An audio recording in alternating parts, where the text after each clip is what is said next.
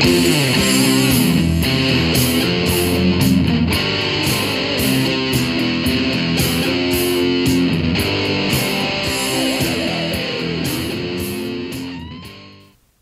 hi. Welcome to Someone Else's Movie, the original podcast where an actor, writer, director, or nebulous industry figure gives a little love to a movie they didn't make. I'm Norm Wilner, senior film writer for Now Magazine, and this is the other thing I do. Happy New Year, by the way. My guest this week for the first episode of 2019 is James Hurst, a writer and producer whose credits include Degrassi: The Next Generation, Being Erica, Sophie, Todd in the Book of Pure Evil, The Listener, Flashpoint, Wynonna Earp, and Slasher. He's currently running CBC's Frankie Drake Mysteries, starring friend of the show, Lauren Lee Smith. I've been waiting a while to release this episode, couldn't quite find the right time. It's a long one, the longest we've ever done, and I thought you'd want to pay attention to it. So, New Year's Day seems like the right window. You've got nothing to do but lie very still, recovering from whatever you did on New Year's Eve, and maybe contemplate existence and infinity. So, perfect, really. James picked Donnie Darko, Richard Kelly's evocative, mysterious, endlessly deconstructed debut feature, starring Jake Gyllenhaal as a troubled high school student in October 1988 who experiences either a disconnection in the space-time continuum or a total psychotic break. Or both. Whatever's happening, it's certainly profound to him, and people have been arguing about it ever since the film surfaced back in the fall of 2001. There really wasn't anything like it at the time. Now there's a lot of stuff like it, and we'll get into that. But, well, let's just get into it. This is Someone Else's Movie. What made me pick Donnie Darko? Because there are so many good choices and maybe more obscure choices, but it was the very first one when I heard of this opportunity. Donnie Darko. Has to be Donnie Darko. Because I've been obsessed with it for years, and I even had a poster a Donnie Darko poster I used to put up in my offices on different TV shows, and it never really went over very well. Like, I had it up at Flashpoint, and it just wasn't a very good fit. They're like, that guy likes Donnie Darko, and he's writing this really sincere cop thing. But I think that was part of maybe what I really appealed to me about Donnie Darko was that it was weird. But it was not big Hollywood, but it's sort of medium Hollywood weird, you know what I mean? Yeah. And I guess one of the many things, there's so much I love about the movie, but one of the things that appealed to me was just the story of Richard Kelly, who wrote it at 23, and by the time it was released, he was 25. And I remember, when I was a young man, and we both went to the same film school. You were maybe a year ahead of me? I was only there for the 1 year, yeah. Oh, you were there for the 1 year. But I remember you came back to speak, and I do remember your affiliation with York. And I don't know if you at that age were obsessed, but I was so obsessed with the idea of making something. I've got to make a movie quickly, or it'll never happen. When you're right? that young and you burn for it, too. Yeah. It would have been just a dream to make a film. And I can also, sometimes these quotes really haunt you. I was such a Scorsese fan, and he had repeated a quote, like I read in an interview, him talking about Bernardo Bertolucci, who I used to love. Now with the rape allegations, I'm a little troubled by that. But I used to love his films too. Every hero will disappoint you if you wait long enough. I assume so. Right? It's a handful. Woody Allen, and there's so many depressing things. But Bertolucci had said that a true filmmaker makes his first film before 28.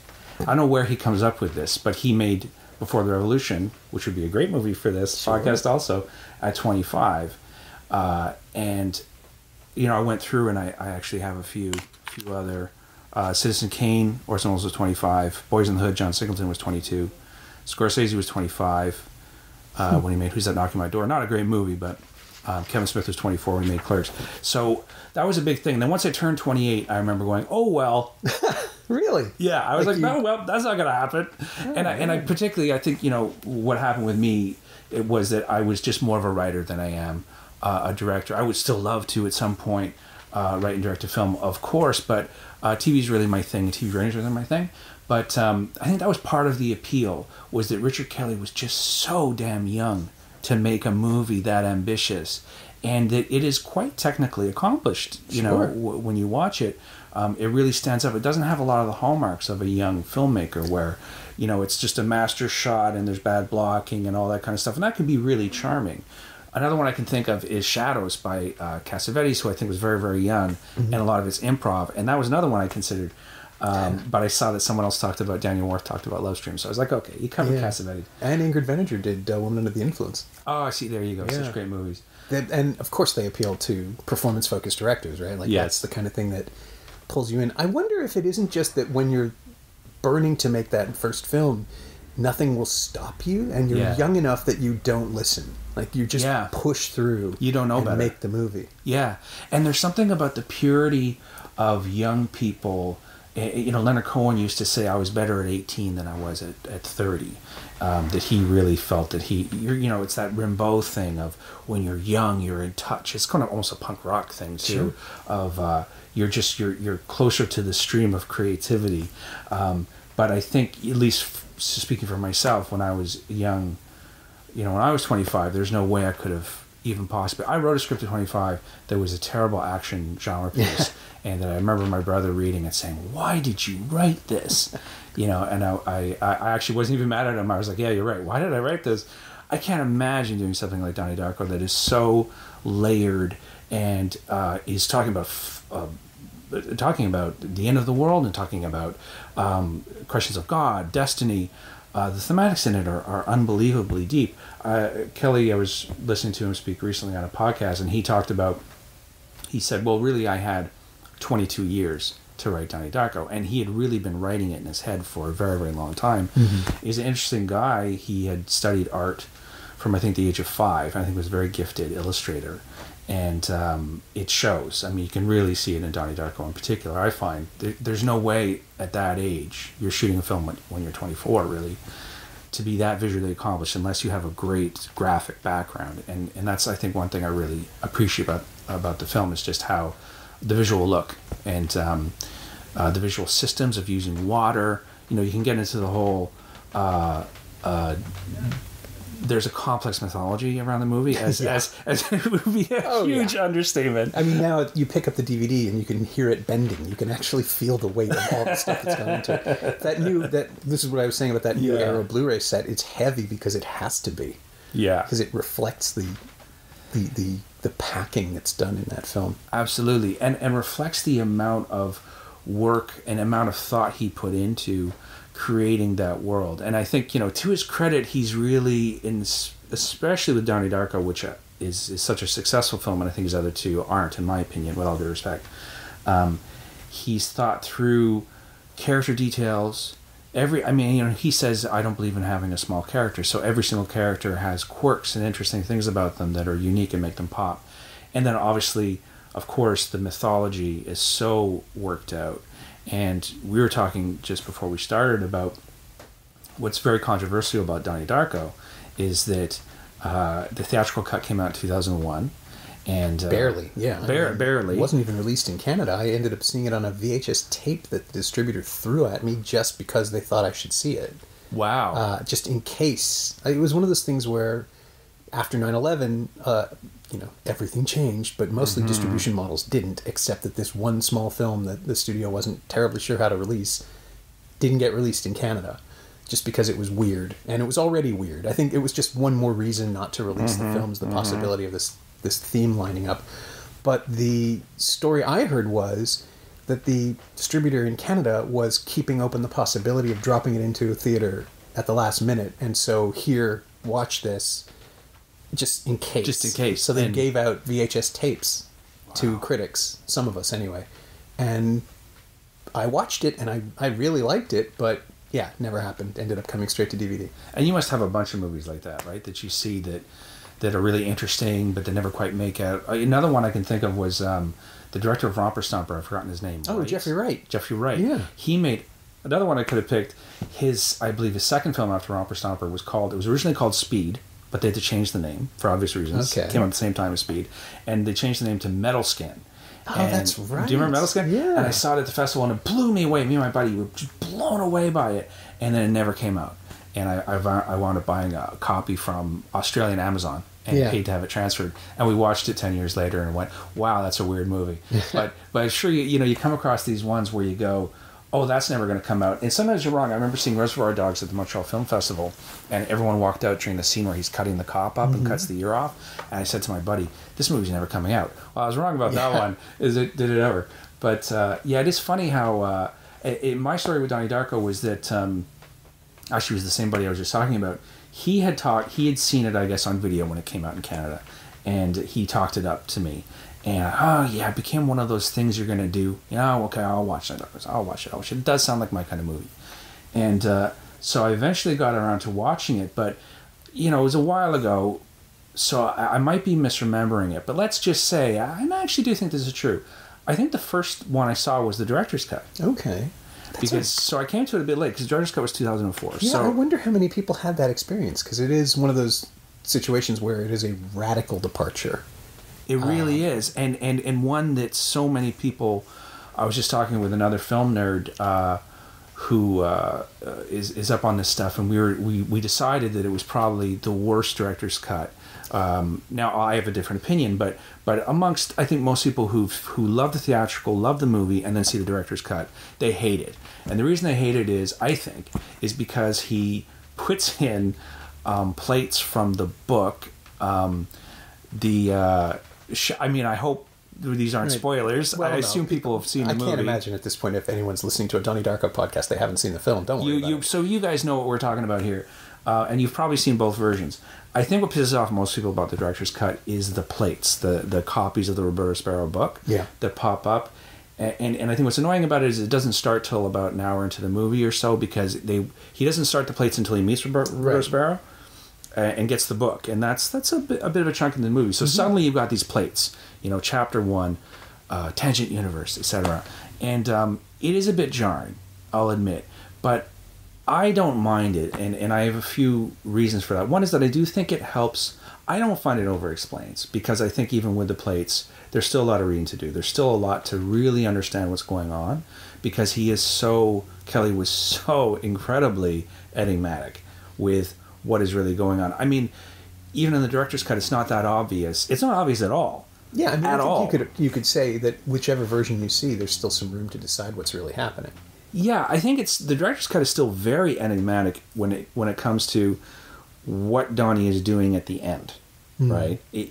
Now, I know from a lot of reading that Donnie actually has psychic powers, telekinetic powers, and that what he's doing right at the end, when it's that magnificent shot where he's sitting on the hill and there's a black cloud forming, which is basically the black hole that is going to suck up all universes. Right? So not only, and this is one thing I love about the movie, so not only is he saving, he's not just saving his family, he's not just saving his town, he's not just saving America, he's not just saving Earth, he is saving all known universes, right? Which is amazing, because there's these two universes. There's the primary universe and there's the tangent universe. Most of the movie takes place in the tangent universe, the vast majority of it. Right. And his mission is to close the gap. And he does that by ripping the fuselage off an airplane and throwing it through the portal into the primary universe, where coincidentally it lands on Donnie and kills him. But that's actually got really nothing to do with anything, according to the mythology. Okay. So even the director's cut walks you a little bit towards that explanation by giving you some certain terms, like showing you how much water takes water is very important to the mythology. Wherever water apparently helps open a portal, and that's part of why Frank the Bunny, because it does. I mean, sure. Because why not? Because Richard Kelly said he smoked a doob and said that sounds cool. Yeah. Right. I think that's what's the most important thing, is that you can make all of these cases, and everyone does, about the physics of the film, and essentially it is fantasy. It's not science fiction. Yeah. It's full on created fantasy. Someone has built these rules, and yeah, we're all accepting them because that's the experience that we're having. And because Exactly, and they are consistent. That's what's cool about it. Yeah. You know, they really are. I mean, how often do you come away from a movie all the time, I'm sure, pulling it apart and saying, wait a minute, that doesn't really make sense. That doesn't add up. Well, I mean, I just saw Jigsaw last night, and once again, I'm not sure how many. I'm seeing it tomorrow night with my nephew. Oh God. Those horror movies. Have you seen the other ones? Has he? I saw 1 and 2. Okay, so you remember how I think the second one does end with the revelation of another helper? Yes. Well, they did that 5 or 6 other times, and they do it again here. So at this point, the Saw film has to be, it's become a door-slamming farce of flashbacks where all of these other people are helping Jigsaw, and none of them is aware of the other's existence. And so they added another one last night who's been helping for 10 years, and you're just like, but did you know about the one from 2 or 4 or 5 or... That's dumb. Why am I watching this? You know, and I just don't like that too, because the point of like Kaiser Soze, what made him so amazing is that he did it all himself. You know, like Kaiser Soze didn't need a bunch of help. Yeah, he did that. He has a lawyer. That's the only thing we know to be true, and we don't even know that he's a lawyer. And the lawyers could just be an actor for all we know, right? Exactly. Like Kaiser Soze just does it all himself. Whenever Jigsaw's got all these friends helping him, I'm like, yeah, Jigsaw, figure out yourself. You're a master villain. Figure this shit out. Yeah. But he just wants to play his games. I guess so. But as far as Donnie Darko goes, the rules, it's an internally consistent universe. It is consistent. Makes sense. Mm-hmm. And I personally have a completely different theory that is also irrefutable, because the movie allows for almost any interpretation. Which is great. Well, and what is your theory? It's really simple. I think the marquee at the theater on Halloween night is the key. I think the fact that Evil Dead Last Temptation of Christ. I mean, that's what we're watching. We're watching the last 40 minutes of Christ, where his decision to die is the sacrifice. Yeah. And it's all completely consistent with everything else about the physics, but it's Willem Dafoe saying, "I want to be crucified." That's the key that explains the movie for me. And we're watching a messianic act. We're watching a sacrifice. Mm-hmm. And so on that level, it doesn't really matter what the tentacles are, what the water is doing. It's all part of somebody else's plan. Mm-hmm. And Donnie is simply completing it. Mm-hmm. So whether he's the son of God or not, and you know, you pull it back far enough and you start thinking about what it is to be a sacrificial character. Mm-hmm. Does that mean that that the medication is necessary because otherwise he would exhibit abilities, or that he really is... the medication is a placebo, right? Possibly. Maybe that's director's cut. Do they declare it specifically that it doesn't do anything? She says it's placebo in the director's cut. But do we believe her? I believe her. Yeah? Yeah, I think you're intended to believe her. Okay. Because if it is a placebo, then that would make even more sense for the sacrificial aspect and just keep him busy. You know, it's funny that we talk about that, because I was trying to remember, I just watched the theatrical cut and I couldn't remember if that beat was in there. What's great about the director's cut is that... I think you're right. I think it's in both of them. But you kind of forget it, because for me, I agree with everything you're saying. And Last Temptation of Christ came up a lot for me too. I mean, he does put it on the marquee. Right. And also just the sheer weirdness of that double bill, that it's the most insane double bill ever, right? Who would ever put those two together? And I think it comes from having read a bit about Kelly, is that he one of the things that's going on with the movie that I think is less successful, but it works for Kelly, so that's fine, is that he's really trying to talk about America at a crossroads. It's 1988, and all this. Well, I mean, this is the other thing too we didn't even talk about yet, is the film is as successful a period piece in its way. I'm amazed that more people aren't talking about it now in the wake of Stranger Things and this whole retro boom that 15 years, well, longer now, that 17 years ago somebody made a great 80s movie that does everything. And touches on Stephen King elements as well. Exactly. Does everything the Duffer Brothers are doing in an original way, rather than simply showing you a bunch of stuff you've seen in other things and saying, look, you like this, remember this? Donnie Darko actually ties all of its reference points to something really original and really moving and painful and weird. But yeah, just the idea that they're talking about Dukakis and Bush and... Yeah, such a strange point in time. It was a strange point in time, and he's talked a lot about that, and he talks a lot about, for example, he believes that was a demarcation point when book banning came back into fashion, and something like Last Temptation of Christ, which was banned at the time. So there were protests then. I remember them. Yeah, and it's funny because for me, I totally hear what you're saying about the whole Christ thing. In it being a different version of a messianic movie, and I think that's what I love about it too. And I think what I get out of it as well is that part of it is personal, because my father was a bit of a nut, and he went through a bit of a messianic phase. Now, and what that looks like in real life is your father's nuts. Okay. Right. Now, I'm not suggesting he was. Ranting and raving from the rooftops. He was just a mild-mannered eccentric, but he certainly, felt God came to him and told him that he had to rewrite all of physics, basically. Really? Yeah. How old were you at the time? I would have been about 10. Oh, so yeah, that'll have an impact. I mean, you'll remember that. Yeah, he was my dad, and I loved him, and he was wonderful and very creative and a huge person for me, as of course any dad is, but I was particularly close with him. So I was, so from the age of 10, sort of just absorbing a man, and you're pretty smart at 10, right? You're actually kind of smarter at 10 and more sanguine about things than you are when you're older, because you don't put things into categories. So I was observing this man I loved and venerated and adored going through this sort of nuts period. And, he said later that there was drugs involved, that he was, drinking a little bit and mixing some, probably Valium or something like that. So I, in my head, just had this thing about drugs, messianic complexes, complex scientific theories, because he rewrote all of physics. What was the basis of the rewrite? Do you know of his? I wish I could tell you. I have all the books at home in my garage. Maybe he used to say it's Nobel Prize winning stuff. I don't know. My brother Chris, who's a genius at science, read it, went, no. There's some great math there, but that he came up with a unified theory for everything. Okay. So he did rewrite all of science. It's nuts. I mean, you could probably fill this very large room with his writings. So it's very, very impressive. So I have a real soft spot for people with messianic complexes and perhaps some mood disorders who are involved with the ideas of science and time travel. And that was one thing my dad was fascinated with, was the science of time travel. So, jump cut to me watching Donnie Darko, it's talking right to me, right? And what I got out of, my dad used to talk a lot about is, because he was pretty nuts, he'd say, greatness and madness go hand in hand. I mean, it's a cliche, right? Yeah. But it's a cliche because it's historically demonstrable, yeah. Sure. Exactly, right? So that's something, I've always been, I have a keen fear of going nuts myself, and have had, some little mood disorders myself. So something like Donnie Darko that is showing you, I mean, really, at the end of the day, it's showing you this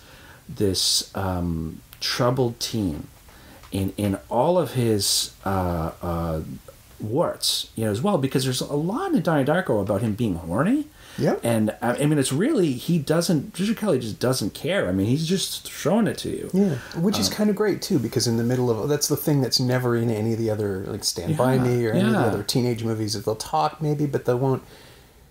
Like, being a teenage boy is a really unpleasant experience most of the time. It really is. You're all just in your body and you're horny, and it consumes everything, right? And with Gyllenhaal, you have an actor who will do it. Like, he's willing to act that stuff, that thing that I kept coming back to. I mean, I'd seen him in stuff before, but this felt like a discovery, where you're just watching this actor be a kind of real that you just rarely see in like, he's got that weird metallic sweat thing going on from whatever meds he thinks he's on. Yeah. He's perfectly situated in the frame with that low forehead thing going on, which he doesn't have in person. It's a fascinating disconnect. He really does look different from film to film, but Donnie Darko and I think maybe Nightcrawler are the only two times that I've seen him be completely not Gyllenhaal. He just doesn't look like himself. He looks like someone who's terribly unwell. He really does, yeah. And kind of, I know, and I think that's one of the things that makes the movie so special. I'm not the first to say it, is just how incredible that performance is and how transforming he is. And he just has, there's something about watching a young, I mean, he must have been 20 or something. And they right? And he's a little bit older than some of the high school kids, and I think that's why Kelly put in that thing about, they held me back a year because I burnt a house down. That's not just backstory. They're trying to explain why he's bigger, obviously older and bigger than the other actors. Yeah. He's also a really surprisingly tall guy. I didn't think he would be when I met person? Him. And that works against the other high schoolers as well. Like, he sort of stands out as this hulking, you really can't tell what other people feel about him in the high school sequences. People seem to be giving him space, and it's either because the extras have been told not to interfere with the shot, or because they're uneasy around him. And you get the sense that this kid has been not exactly an outcast, but a peripheral figure for most of his teenhood anyway. Absolutely.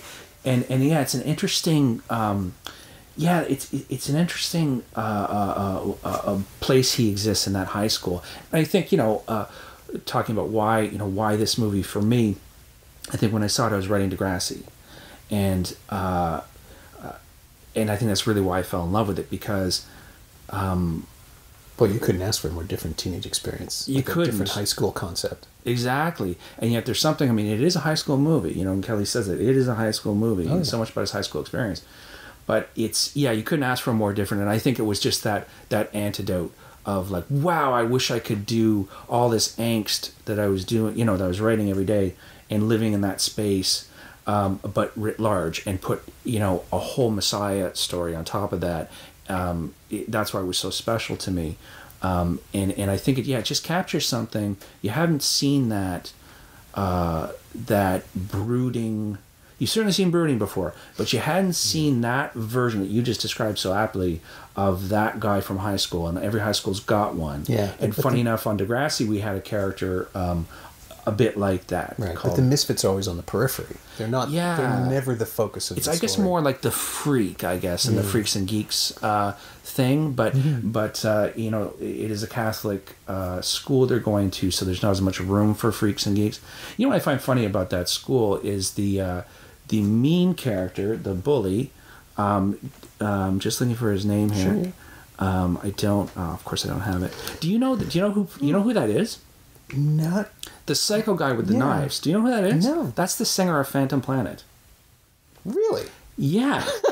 Isn't that odd? I did not know that. No. And it's one of the most unhinged psychos that, I mean, if you look at that guy, he's pulling knives on everybody. Yeah. I mean, I hesitate. I don't know how the hell he's still in that school. He's in this fancy, private Catholic private school. I think they would have got him out by then.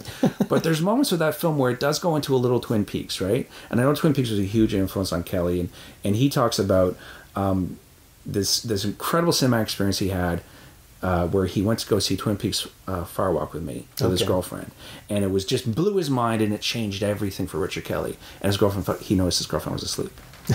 And I think that's why there's a bit of that when she falls asleep, Jenna Malone falls asleep during Evil Dead, which is convenient because then that allows Donnie to go burn down a house. Although I question how the hell in the middle of a movie you go into Patrick Swayze's house and burn it and come back without the smell of fire on you, right? And without her noticing. And why would anybody walk out on Evil Dead 2? I mean, come on. Exactly. Well, it's Evil Dead 1. I would walk out on Evil Dead 1.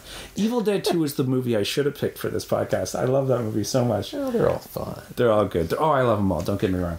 But Evil Dead is the first one is my least favorite. But but anyway, what we were talking about. There's things. Talk about things in the movie there's things in the movie that maybe also when you watch it 10 times, you get a little bit tired of. Mm-hmm. And I think one thing that it's a great performance, and there's a lot of great performances in it. Patrick Swayze is great, but I just find it a bit facile, if that's the proper word. His character? Yeah, I get what Kelly's trying to do, because he's trying to talk, he's putting Donnie in this world where he's trying to find his way while also potentially being a messiah / superhero. Right, and it is, he is the guy that calls him out as the Antichrist. Which is another thing that just sort of clicked in my head. It's like, okay, there's definitely a biblical aspect to this movie. There is, and I could forward you the article. I just quickly saw an article about someone for a magazine, maybe a Christian magazine, wrote about it as something about Lent, that there's something about Lent in Donnie Darko going on. Really? Yeah, they Halloween? No, that can't work. Lent is in spring. Then. Yeah, I guess maybe just something about, and I didn't read the whole article, so I'm not that well prepared on it, but there's something about, I guess maybe just the rising of Christ or something like that, maybe that's going on. I'll forward the article to you. But curious. But yeah, there's definitely Christian stuff going on. And Donnie's in a Catholic school. Richard Kelly went to a Catholic school himself. Mm. But what's funny about all that is what I think is so admirable about it is that for me, there is that interpretation, and I think is absolutely apt. And he does put in Last Temptation of Christ in there. Right. So it's absolutely apt. But what I admire about the movie is that in some ways it's post-Christian, I find, in that because it never only once does it invoke God. And what's I think very telling is that it comes up in that great scene with Noah Wiley, the science teacher who he befriends. Mm-hmm. And I love that whole little subplot. And he's talking to him, and obviously at this point Donnie has read Roberta Sparrow's book, because Noah Wiley gave him the book, right? And the book is The Philosophy of Time Travel. And he's, Donnie's really animated and kind of crazy and a bit unhinged, and he's talking through his theory of time travel, which is actually what he's experiencing. And Noah Wiley's getting a little bit weirded out about it. And eventually, because Noah Wiley says, okay, but what you're describing, Donnie, is this sort of liquid spirit that's coming out of people's bodies that they're following, and that's what we see in the movies happening. Mm-hmm. And that's what Donnie describes to him, and he says, but, that's wrong. Noah Wiley says that can't be right, because if you can see where you're going, you have the option to change it, which means destiny isn't destiny. Destiny is a choice. That means no one could have written it. And Donnie says really maniacally, he says, unless you're traveling in God's channels. Right. And Noah Wyle says, I need to stop this conversation. Yeah. And Donnie's like, why? And he says, because I could lose my job. And I find that's actually one of the most emotional parts of the movie, where I feel like Donnie must know, oh, I'm really fucking crazy. I am nuts when this high school teacher won't talk to me anymore because what I'm saying is creepy. But I think also it's the fact that he invokes God. Well, so yeah, I think it's because Noah Wyle knows, that the character rather, knows that if he continues this conversation, he'll have to tell Donnie that he doesn't believe in God because he's a man of science. And he's teaching in a Catholic high school. And that's the leading for him. And I think if coming at it from an adult's perspective, that absolutely makes sense. But it's something that Donnie can't comprehend. Mm-hmm.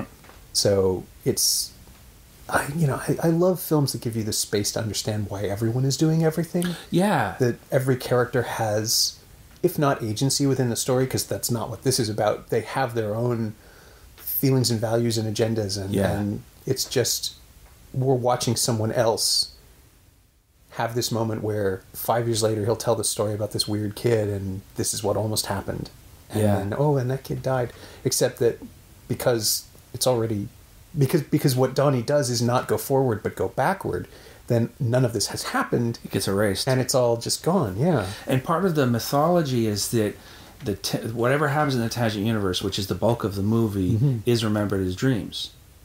Which is such a moving idea. And I do think you get that in the movie. I find so moving at the end when he's now died and we're back in the primary universe and Jenna Malone comes riding up and there's this really sad wave she has with the mom, who, by the way, is amazing. Mary McDonnell is just incredible. She's great in everything. She's great in everything. Really what the happened casting to her? In this thing is dead. Well, I mean, Battlestar for... Oh, she was in Battlestar for... Okay, she's around. I knew there was something. She hasn't done much since, I don't think. I guess Battlestar was a big thing. But yeah, no, the casting in this thing is dead on. Is dead on, with one exception, I will say. Swayze? No, I think Swayze's great. Don't say Maggie Gyllenhaal. Oh, God, what am I, crazy? No, she's amazing. She's the best thing in the movie. Next to Jake. No, Drew Barrymore, I think is balls. I think is straight up balls. And I even pulled my wife in, who's also a screenwriter, and she's much smarter than I am. And I said, it was 10:30 and everyone's tired, but I'm watching Donnie Darko again. And I said, could you just come and watch the scene with me? Because I don't know if I'm nuts. I know I'm going to talk about it with Norm. And I just want to make sure that I'm not crazy. So I've seen the film so many times.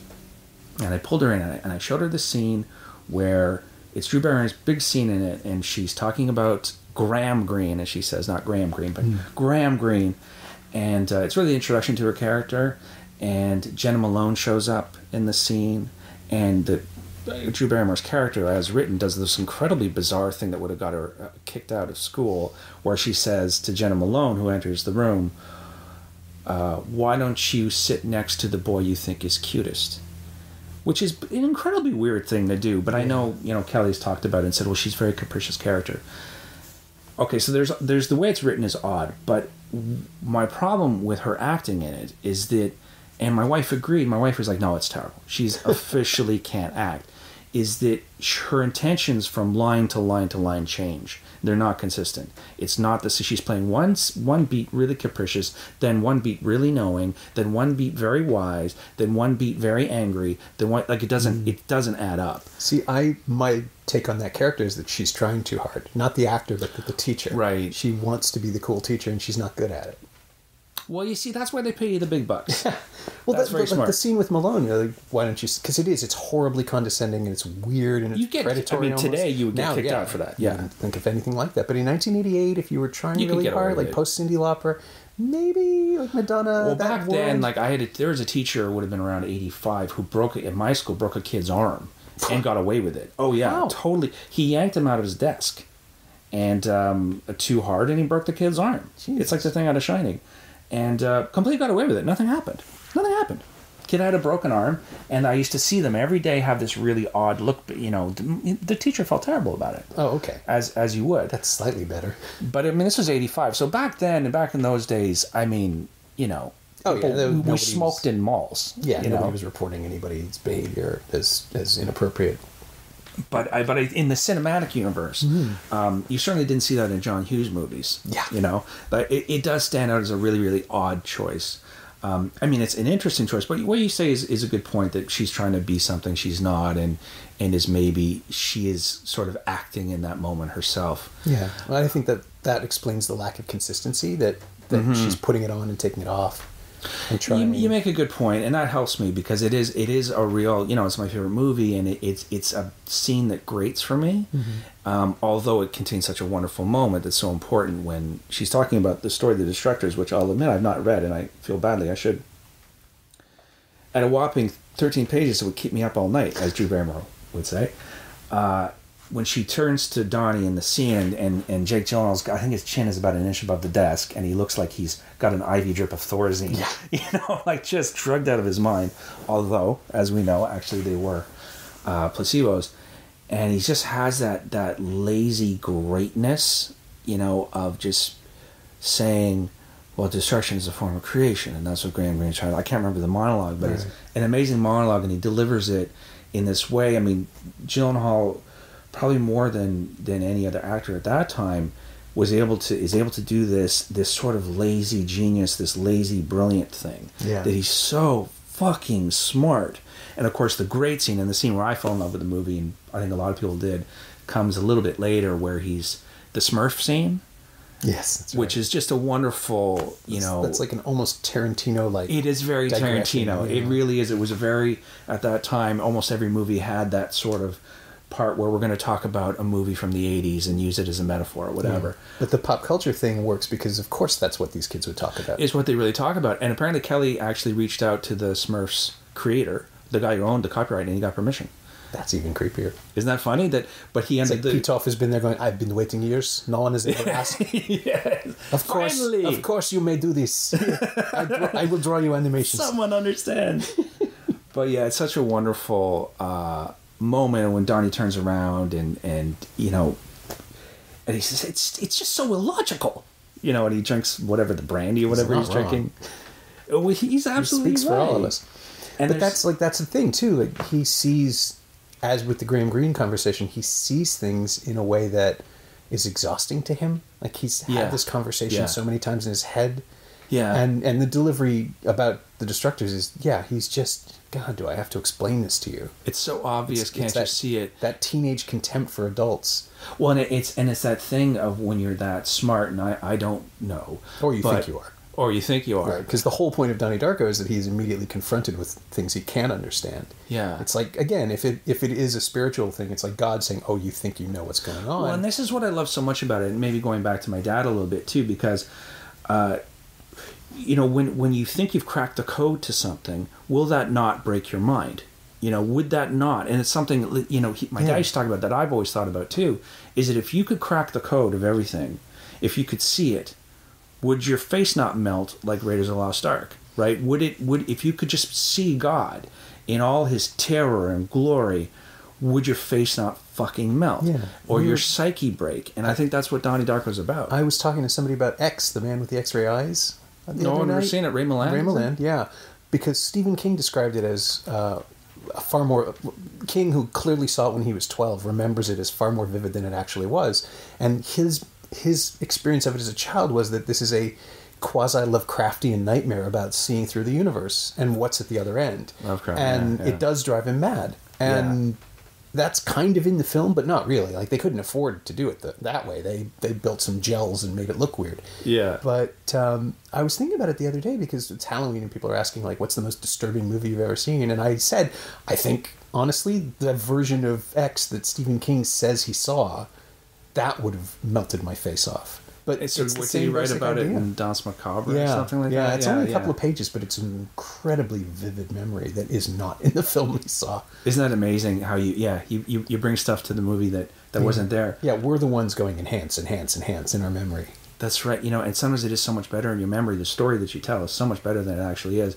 And that's the funny thing with films that you track down. Mm-hmm. They weren't, I mentioned Metal Skin before, was one we tracked down. And it's like, oh, this wasn't quite what we remembered. Yeah. And Donnie Darko was a bit like that, too, for me, because I saw the director's cut first. And I really did fall in love with it. And then, so I carried it around in my mind.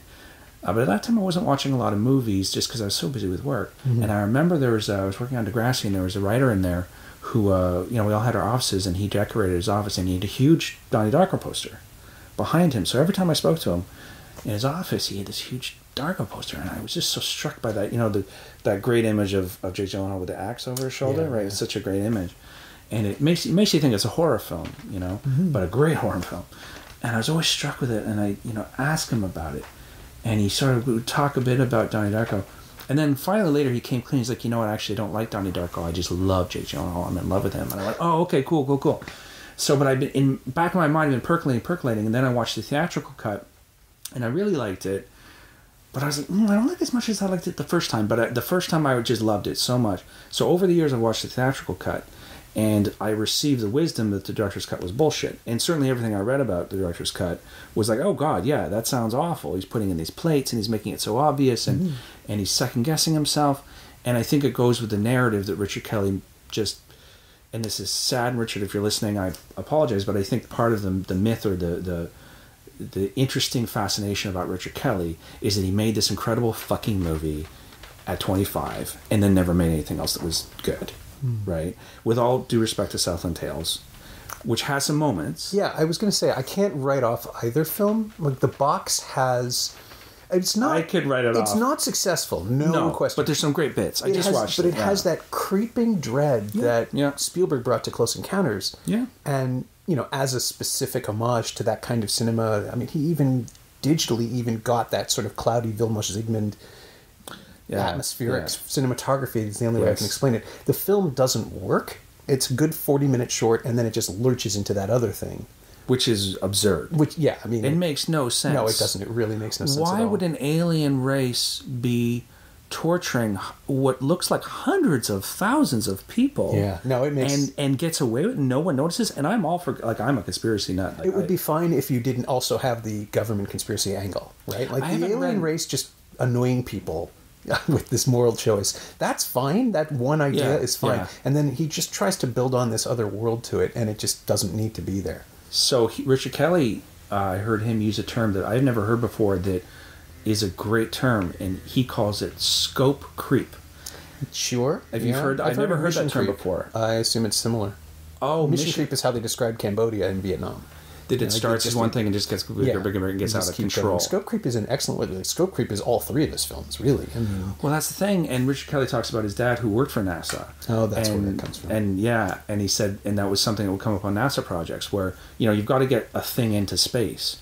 And but of course you want to have this chemical analysis, you want to have this camera, you want to have this, you want to have this. So they keep adding to the point where the rocket won't get off the fucking launch pad. Right. And they call it scope creep. And I think Richard Kelly is definitely struggles with that. I, in my own small world, struggle with that myself. I've been known to write TV scripts where I've jammed everything into it, and I cheat. I shouldn't say that out loud. I never cheat margins. I would never do that. I would never use various tricks to make a script, a long script look short. I would never do such a thing.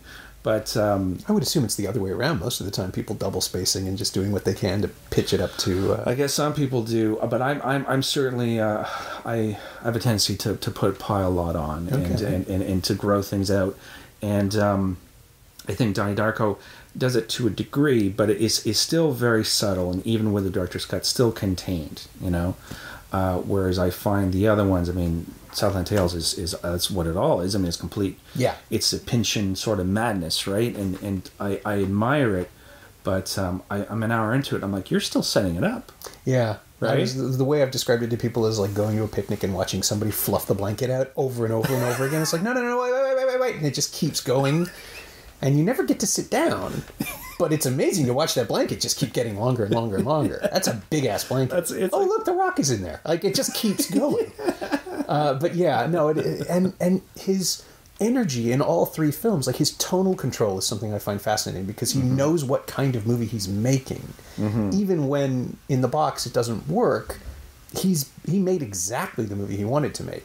Just the sense of pacing, the weirdness of it, the Gillian Jacobs nosebleed thing. Those are powerful, chilling moments in a film that just evaporates as soon as you get where you're going. But the sense that, oh no, we're getting somewhere, there's a great build to it. It just doesn't work. And in Southland Tales, the tone is I'm sure intentional. Like he's made the movie he wants to make, and it's just got all this stuff in it. And then at the last minute, clearly he's pulled some stuff out and moved things around. Mm-hmm. But you don't get those performances, you don't get that look without knowing how to get it.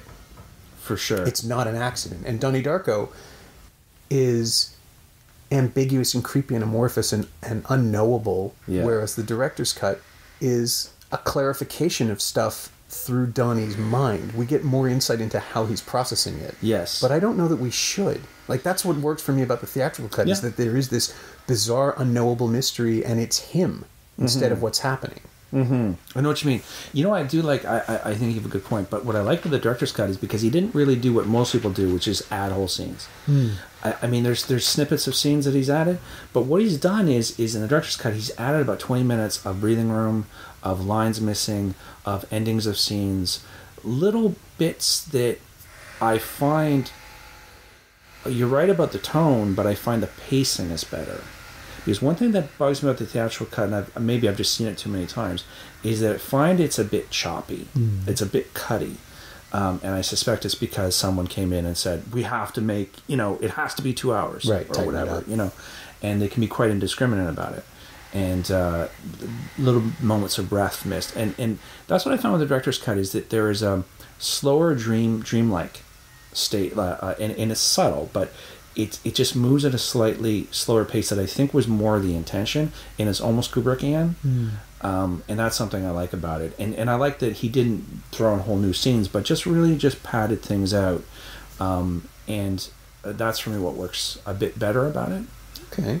I mean, it isn't bad. Like, it's not it's just the one I prefer is the shorter cut, just because it's the one I saw first, and that's the experience I had. I would have said the same thing 2 days ago. I had really decided, although I knew I'd seen the director's cut first, having seen the theatrical cut for so many years, and that's the one I know and love, I was only just going back to watch the director's cut, expecting to rag on it today, expecting to say, what a piece of shit, it's so stupid.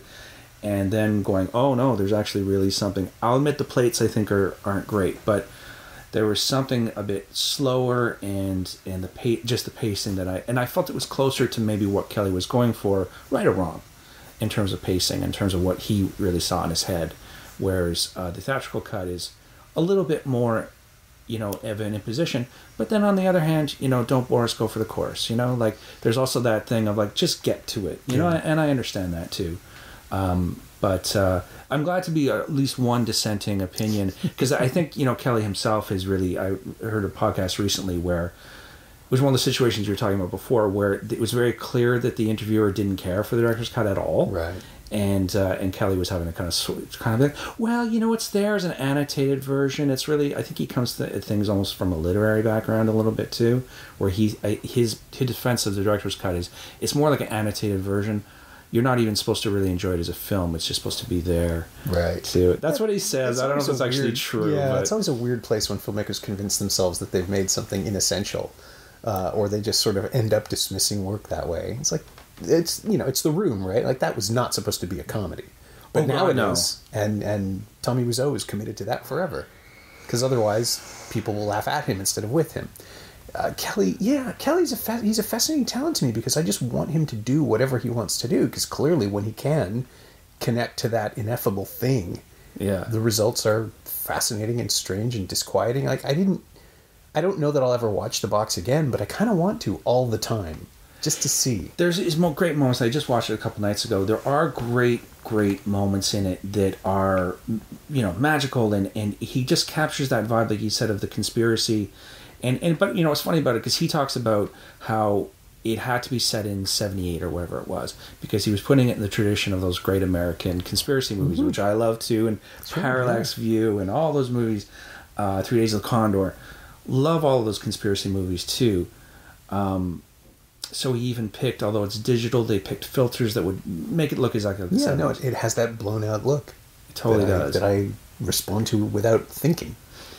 Exactly. And there's that, and then there's moments that are so creepy, like, for example, when they're walking through the library, James Harden's walking through the library, and literally every person in the library turns all at once. And it's just perfect. Yeah, no, he feels something. He's got that, he's got his finger on the pulse of the movie that he wants to make, and it just doesn't land. but I'm fascinated by the idea that you can get people to do that you can convince a studio to make your movie, which he's done 3 times now, and hopefully a 4th, because, you know, he can't be done. He must be working on something. He says he's got a whole bunch in the pipeline, and the idea is that in an interview I heard he's written 3 or 4 scripts, and he and his producer they want to knock them off one after the other. Sure they do. Sure they do. Of course they do. Yeah. Of course they do. Let him make a Marvel movie. Give him a DC picture. I mean, those things are so hidebound. You can do whatever you want with them within a certain... it's never going to happen. There it is. Yeah. So we came across an article written by Nick Rapatrizzoni, if I'm saying it right, written in The Atlantic. And I believe it was written around the time of Lent. And it's specifically talking about Donnie Darko as a film, as not an article of faith, but as a film that he watches, I think, with his wife, the writer. Mm-hmm. And he said that it was a response to going to an evangelical Christian service that he rejected. And it was it's a really interesting read, and I absolutely we'll tweet out the link to it when the episode drops. Yeah. So people can check it out. But yeah, it's really interesting, and I think maybe like Kelly, the writer of this article, is someone who has a Christian background, and Kelly did go to Catholic school and definitely has that background, but has absorbed the myths and the sort of so what I'm looking for, almost like the format or the structure of a religious journey. Right. And he talks about it in the article as, you know, with Lent and with some of these Christian rituals, it's very prescribed, right? It's like, how long was Jesus in the desert? Was it 40 days and 40 nights, famously? It's a number that recurs a lot in the Bible to measure journeys. And like the ark was on the water for 40 days and 40 nights. Exactly, so right? It's some sort of... It's a penitent span of time, I guess. It's when you're judged worthy after coming back. It's so odd that it's specifically 40 days, but obviously that meant something to people back when they wrote the Bible. And it's something Kelly does a lot in the movie too, where there's a lot of very specific time frames. Obviously the 28 days is very, very specific. And 28 days, there's something about that period that does feel almost like something you'd read in the Bible, that 28 days, it makes sense. And there's funny things too that he talks about. He wrote the first draft in 28 days. The filming took 28 days. And if you really geek out on the numbers, as some people have, they've done things like add up the numbers and it all comes back to 28. There's a lot of the use of the number 8 throughout the thing. So he's definitely playing with some numerology. And I think the only reason that's significant is really he's just playing with the trappings of a religious ritual. Yeah. And I think that's what you talked about, that the biggest clue as to what's going on, perhaps, is when he leaves the strange Halloween double feature of Evil Dead and Last Temptation of Christ. Yeah. And that is the Halloween double feature. It is not something you would find in a movie theater anywhere. There's no way you would do that. Evil Dead, sure. And there's that great shot where Donnie's walking out and he's putting his hood up. And it is almost like a sort of a Christian soldier or something. It's got that feeling to it. Well, it's a shroud, right? I mean, it's a shroud, yeah. Call back to... well, I guess there isn't... I don't think there is a definitive visual image from The Last Temptation of Christ, other than maybe Willem Dafoe on the cross. Yes. But when you see someone do that move, it feels like a devotional... Absolutely. Yeah. And it makes me think of almost like Opus Dei or whatever, that religious cult from... the Da Vinci Code? The Da Vinci Code. Paul Bettany does pull that thing up on his head in the first shot. It's become like a meme or a code or something that says, I am now going to be a soldier for God, and I'm going to do something terrible or difficult. And you certainly get that from Donnie in that feeling of almost like he's going off to battle. And of course, right above him is The Last Temptation of Christ. Yeah. And you had mentioned that last time, and that made me think a bit about that time when the film came out, which would have been 2001, of course, famously. Yeah, fall 2001, and video in October 26, 2001. So almost just 28. Yeah, exactly. Very shortly after 9/11, which of course hurt the film. And it made me realize how much Last Temptation of Christ, the film, must have been. I've read him talk about it, not at length, but I think he has definitely referenced Last Temptation of Christ. And it made me realize what a huge influence, whether he knew it or not, was over the storytelling. And I think maybe, why is this the movie I would have loved to have made, is that funny enough, and it's something that people who know me wouldn't actually know this, is that Last Temptation of Christ, the movie, had a huge influence on me. Now, I wouldn't say it's the movie I wanted to make or anything like that. It's not my it's not my wheelhouse. It's not my corner, you know. Okay. But it certainly, when Last Station of Christ came out, I had a huge religious experience. Funny enough, watching it, it's not something I talk about very often, but there was something about, it's a moving movie, and I think the portrayal of Jesus in that movie as someone who, and I read the book as well, and the book is very explicit in the fact that it's treating Jesus almost as if it's a mental disease. Yeah. Right? Yeah. I mean, if you read the book without, well, it's hard, right? Because the whole point of the challenge of it is to set that aside. But if you read the book with the expectation that there is no divinity at work, it does feel like the ravings of a madman. And Joan of Arc, of course, obviously, famously was probably was mad. Mm-hmm.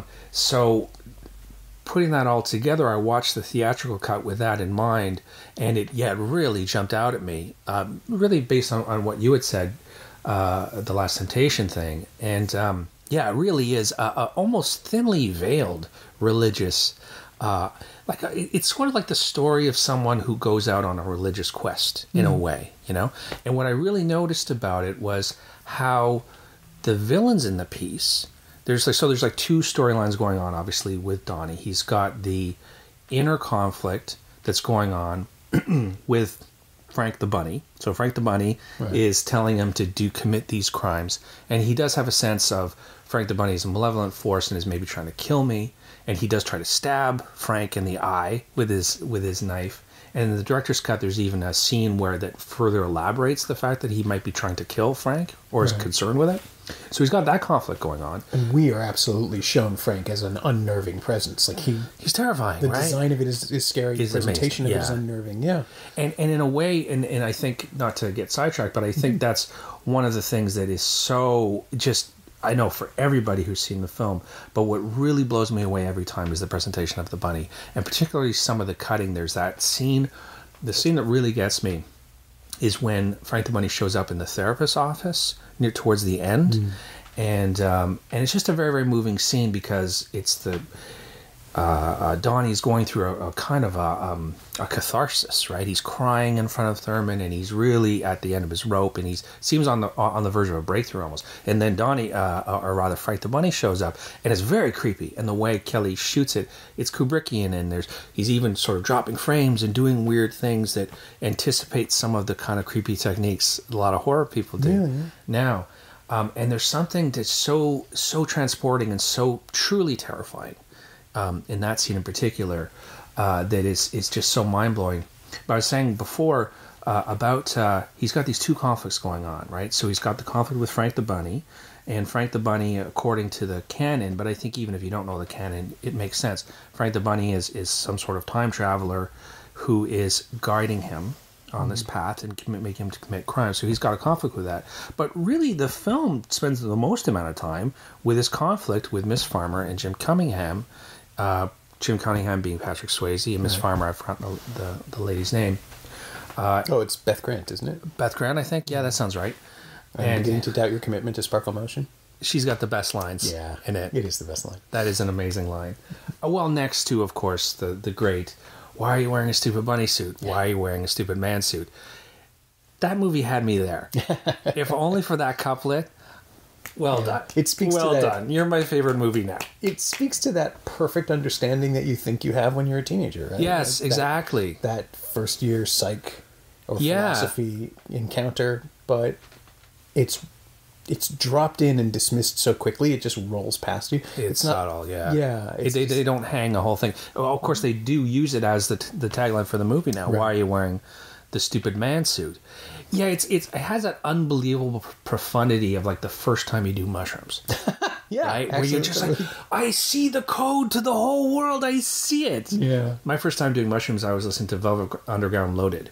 So for the first time I ever heard Sweet Jane rock and roll experience, it was the greatest. I've been chasing that experience for the rest of my life. It's never been as good as that night. Obviously, putting aside the children and the wife and all that. Sure. Kids don't do drugs. Yes, kids don't do drugs. Don't do drugs. But so yeah, it's what I find funny about it is that the main conflict in the film is really Donnie's conflict with Miss Farmer and Jim Cunningham. And the two moments he has, if you plot his storyline, he's got the two confrontations, one with Miss Farmer where he tells her to stick the line up her ass. Yeah. And then the big scene, his biggest moment in the whole thing is when he tells Jim Cunningham, I think you're the fucking Antichrist. Yeah. I mean, if you want to be more clear about the religious, allegorical stuff going on, it doesn't get much more clear than telling Patrick Swayze, you're the fucking Antichrist.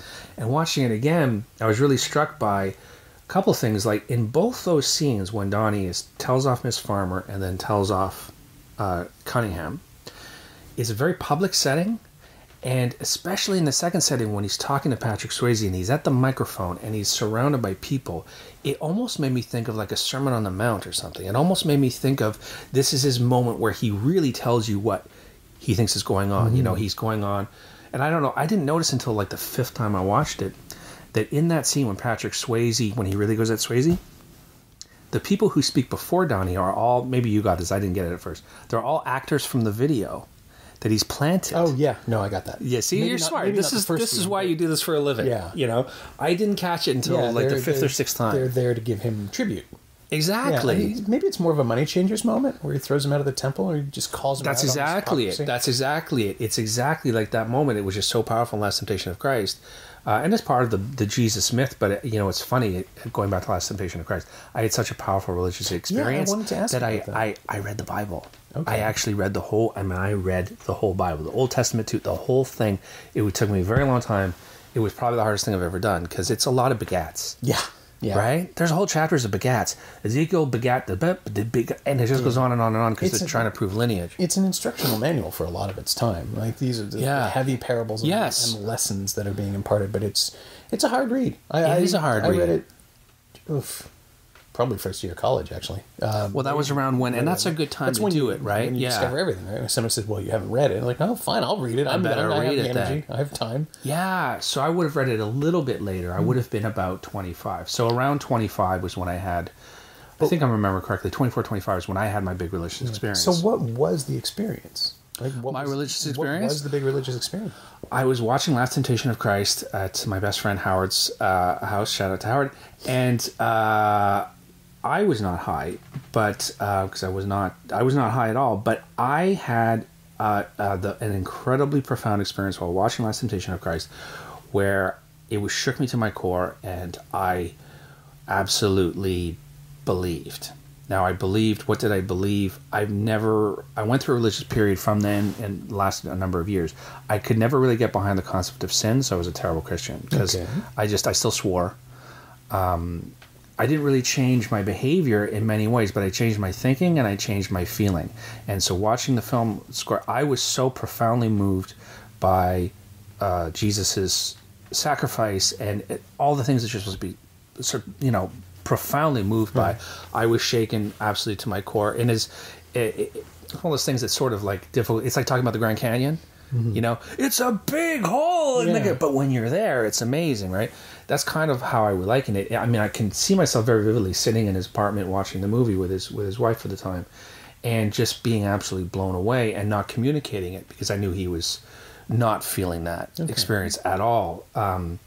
So, and that stayed with me, and I did read the Bible, and also I was at the time very, very interested, as I remain, just in love with the music of Leonard Cohen and Bob Dylan, who really did talk. Obviously, Dylan both went through profound religious experience, and Cohen, never really stopped. I mean, he as we know, he was both a Buddhist and monkhood. Yeah, and he really was quite open about finding something in all those religions. So I went through a bit of a serious young man phase. And it would have been from about 25 to 30, and I don't know what eventually changed, but I always kind of held a place in my heart for it, and I not to get too much into my religious feelings, I now would identify myself as a Buddhist, but back then I was very much, I would identify myself as a Christian, but the experience came from Last Temptation of Christ, so it came from a film that's breaking every rule, but I found his journey so profoundly moving, and I think that's what I really see in Donnie Darko, is that Donnie's journey. I think what I found so moving about Jesus is that that I got from Christ, and you get from Donnie as well, is just how terrifying it would be. How terrifying, not only because it's a road only you can go down, right? And the responsibility and the onus on you would just be, I think it would bend your mind.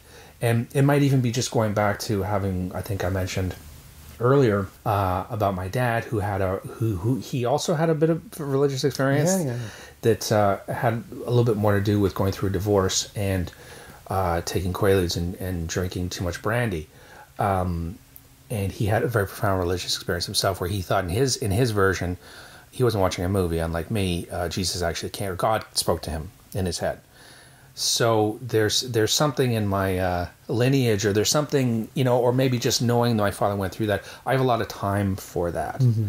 I have a lot of time for those kind of stories. And I think what Donnie Darko is just why I love it and why I wish I made it is that it does tell this kind of religious story, but in a very post-Christian, so even though Kelly, and I know I'll explain that because I don't mean to suggest, I might be using post-Christian incorrectly. What I mean is maybe a more secular is the word I'm looking for. It's a more of a secular version of a Jesus or a Messiah myth or story. And I think he was so influenced by that sort of fucked up Messiah or disturbed Messiah. Right.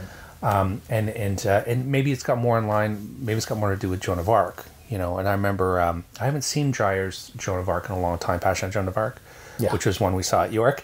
Yeah. I actually saw it a few years ago at when TIFF Cinematheque brought it back. They brought it back as part of the Bresson thing, I think. No, it was even before that. I think it was a Dreyer showcase, but there was a recovered. It was just after the restoration was completed, the latest version. See it. And it was accompanied by a live pianist. It was great. It was I wish I'd seen that screening. Yeah. Well, I don't know about you too. I went through a bit of around the Christian experience. I went through a Bergman phase as well. That makes perfect sense. It makes perfect sense, right? There's no one better. He's an incredibly Christian filmmaker who ultimately decided that he didn't believe in that kind of God, which is still fascinating to me. Right? Like that God is a spider, except that that's not backed up by anything in his movies, except that it kind of it just kind of shows up in a weird way. Recoding of everything he did. Because the Seventh Seal is as Jesus as it gets.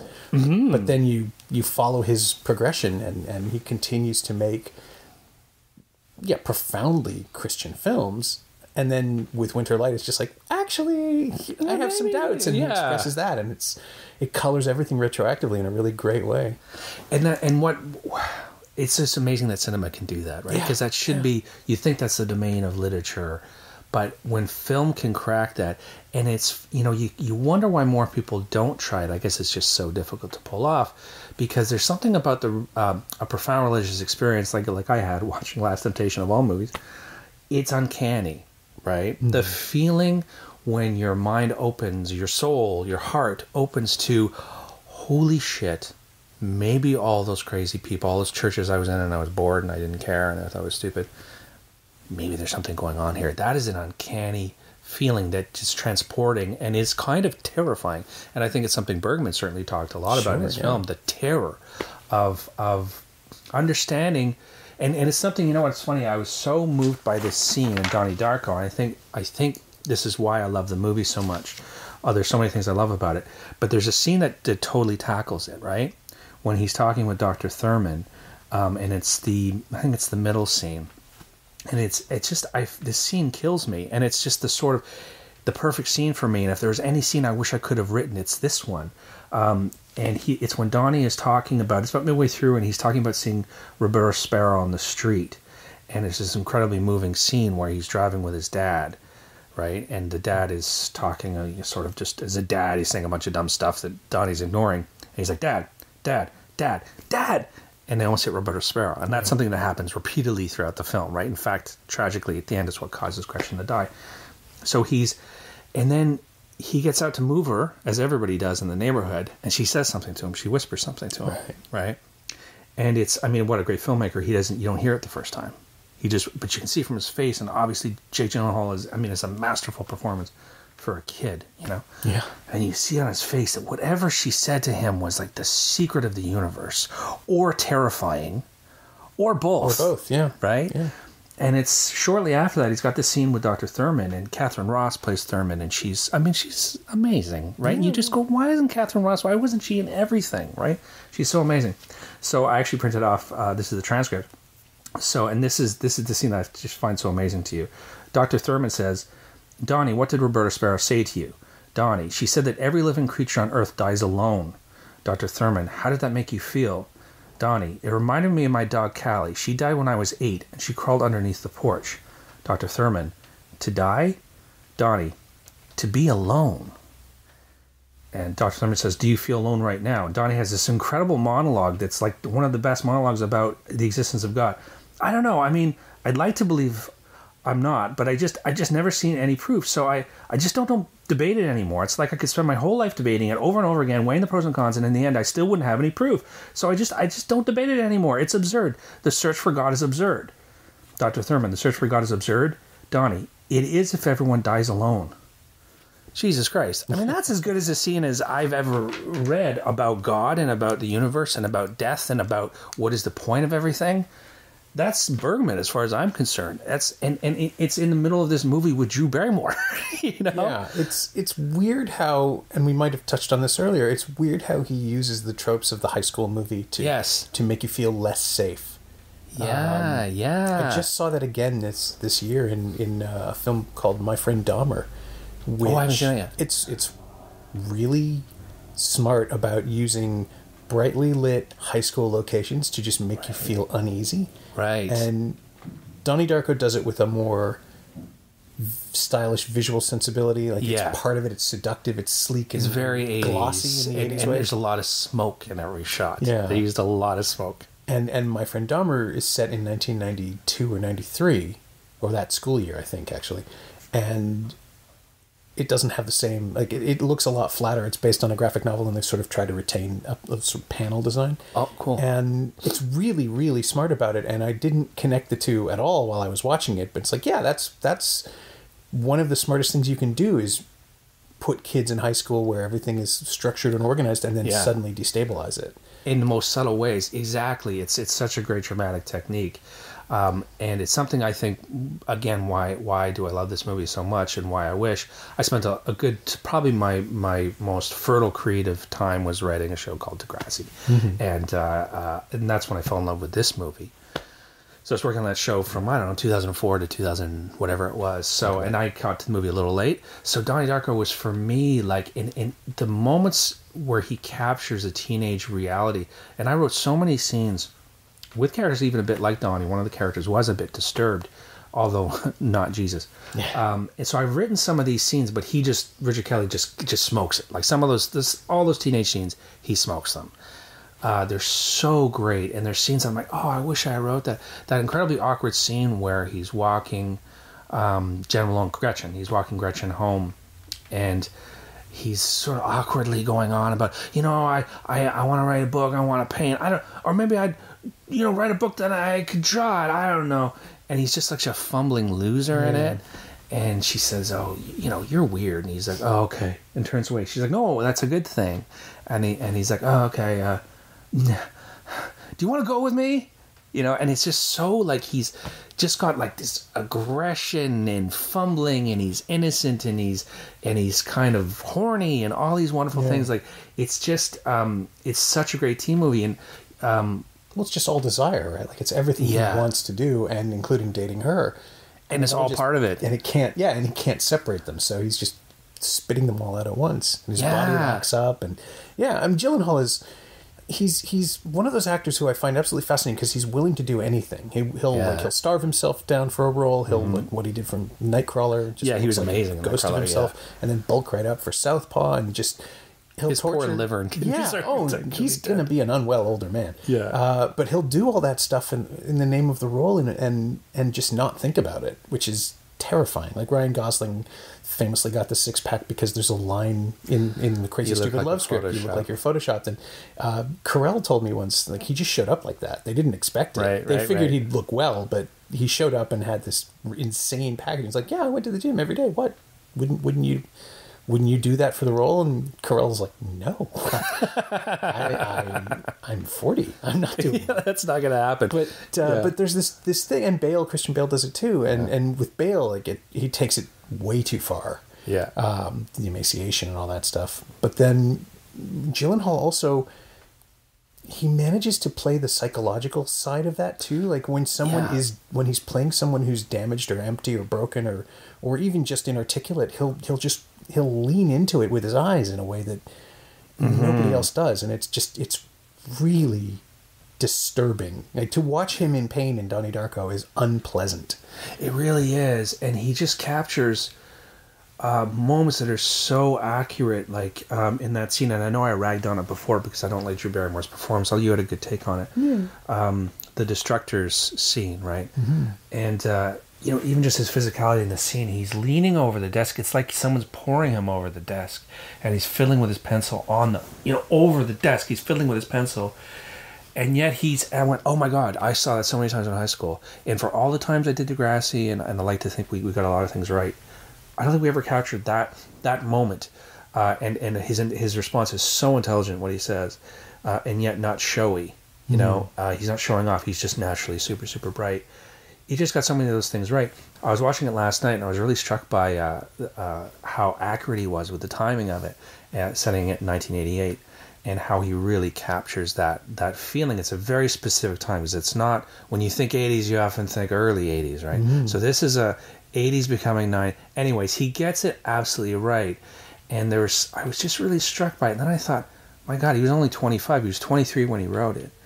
And I said, there's something funny, and I mean this in the best way. It's something weird, and I mean it as a compliment, about a young man's nostalgia. And I was fumbling trying to understand and express it to my wife, Shelley, who's much smarter than I am.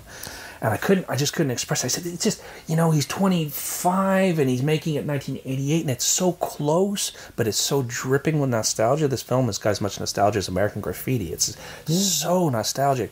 And she said, very smartly, she's very wise, she said, 25-year-old's nostalgia is profoundly different than a 35-year-old's nostalgia. Sure. Yeah, of course.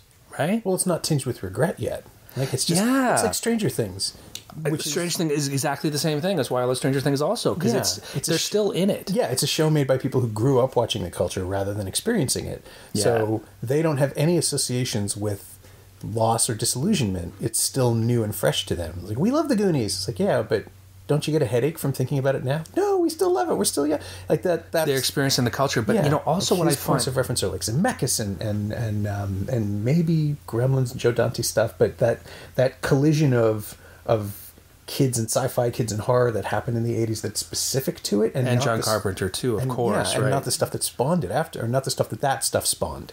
So he's still connected. You know what it's like? It's like in music. I always relate things back to music. When I know White Stripes is an old reference. I'm aware that they're not cool anymore, but it's. I just heard the White Stripes in a movie like yesterday, I think. Stuff still stands out. Yeah, it's good stuff. It bounces around. It still stands out.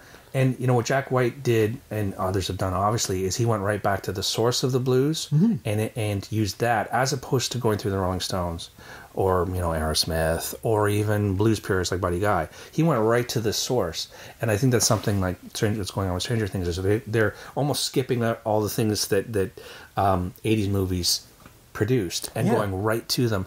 But one thing I find a commonality with Stranger Things and Donnie Darko, and there are some very obvious ones because he Kelly is a huge King fan and he puts in Easter eggs. There's the mom's reading it. Quite obviously, I am such a geek that I actually know what the book the dad's reading and you can't see it, but I'm such a geek that it is a Stephen King book, although the name's forgetting me now. It's escaping me. It's not one of his big ones.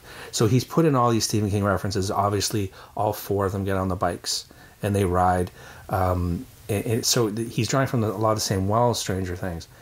But what I think so special about Richard Kelly's movie, and I think Stranger Things also, because those guys are disturbingly young. Yeah, they're children. They're children. They should die, by the way. I love Stranger Things. I say it with love. But I mean, it really pisses you off when people are that young and that talented and are really, I think Stranger Things is wonderful. I mean, you can pick on things, but I think it's great. When you're that close to the material, the thing about a 25-year-old, and Kelly was 23 when he wrote this, is he's still really immature. And the film is still... It's not fair. The film is a very immature film. And what kind of bugs me, but also what I love about it, is how just one-sided and biased and just... He treats Cunningham's cult and Miss Farmer with such a young person's contempt. They're just terrible. Yeah. There's nothing good about them. Miss Farmer is she's got the best lines in the film. Like, I questioned your commitment to sparkle motion, which is the best line. But she's a Saturday Night Live caricature. And I know he loves Saturday Night Live too, so there's that going on. And it reminded me, again, going back to the religious thing, that, when you read the Bible, or I think any religious tome, they aren't nice about the other guys. Right. The Bible isn't really nice about the Romans. Right? And in the Old Testament, they're not really nice about the Egyptians. They hate them, and everything about them is terrible. Right. And I think that's part of the whole, if you're telling a religious journey story, Donnie's conflict with Farmer and Cunningham is really the conflict of a prophet struggling against almost Roman-like, it's the established morality, right? Like it's the thing that's being pressed on him as what everyone has to do. And he's almost like a freedom fighter in the sense that the big conflicts of the thing, in the big confrontations he has, is basically liberating people. When he stands up at that scene we were talking about before, and tells, he goes to the mic and he says, "How much are they paying you to be here?" And Patrick Swayze's throwing his garbage at him, and then eventually he calls him the fucking Antichrist. Mm-hmm. There's a sense of him almost liberating everybody from this nonsense, right? And so it's funny about Cunningham and Farmer in particular. There's nothing good about them. They are presented as just absolute monstrous idiots who are really, there's almost scorn. Kelly's almost treating them like they're parasites. They're just gross, right? And that made me really think about, first of all, that's a very young person's attitude. Sure, yeah. I remember I used to see it when I was writing Degrassi, and I really offended the executive producer, Linda Schuyler, who's really, the one who got the whole thing started. I really offended her. I was one of my first days writing. And I said, Linda, kids hate their teachers, right? You know that. Oh, no, they don't. No, they don't. Like, it was like, does not compute. Well, she's just saying she didn't. Right. And whenever you have that kind of generalization coming from someone. Well, and obviously she didn't hate her teachers, and she was a teacher, so she always carried that with her. There you go. There you go. She couldn't conceive of a world where kids hate their teachers, and I didn't do that a lot. We didn't do that a lot in Degrassi because you don't really want to see teenagers just hate their kids. But there was certainly that informed some of the scenes in Degrassi where kids generally don't like their teachers. There's one or two, but for the most part, they're idiots. Well, Breakfast Club, really does a great job of you've done Breakfast Club on this. No one's done. Have we done a John Hughes film at all? I was thinking you've talked about John Hughes in the Daniela one. You guys talk a lot about it because it was her theory initially that Ghost Blank was a Hughes ghostwriter to it. Yeah. No, I don't believe. No, I don't think so. We've talked around him, and somebody wanted to do Ferris Bueller, but it never happened. If you ever get Kevin Smith, I bet he'd love to do Breakfast Club. Kevin Smith, to his credit, I could say a lot of bad things about Kevin Smith. He blocked me on Twitter. We don't speak.